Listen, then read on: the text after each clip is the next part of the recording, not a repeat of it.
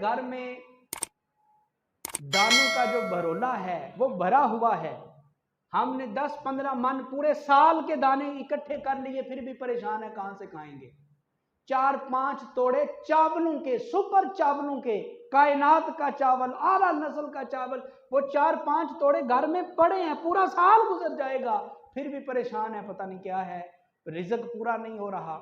ذرا اس کیفیت کو سمجھے نا۔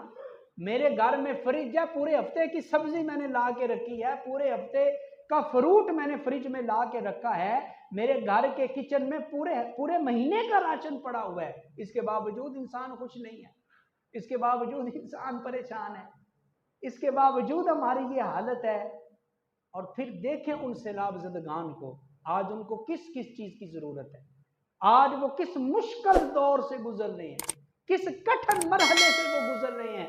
گھر ان کے وہ پانی میں ڈوب گئے، ان کے جانور ہلاک ہو گئے، لاکھوں ایکڑ فصلیں ان کی تباہ ہو گئیں، وہ تو بیچارے سڑک کے اوپر آ کے بیٹھے ہیں۔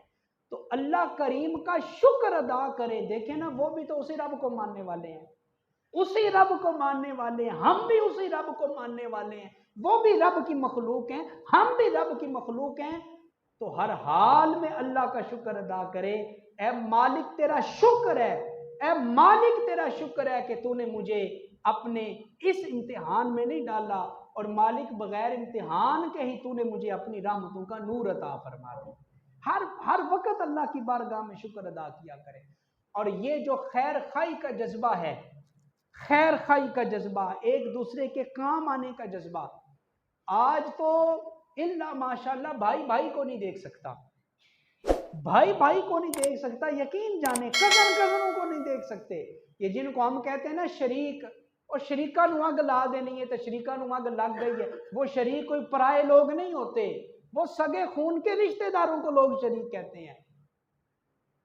تو ایسا کیوں ہے؟ ہم کہاں جا رہے ہیں؟ مسلمان ہونے کے باوجود ہمارے دل اتنے سخت ہو گئے، ہمارے دلوں کے اندر اتنی قرید آ گئی، اتنی نفرت آ گئی، ہمارے سینوں کے اندر اتنی گھٹن پیدا ہو گئی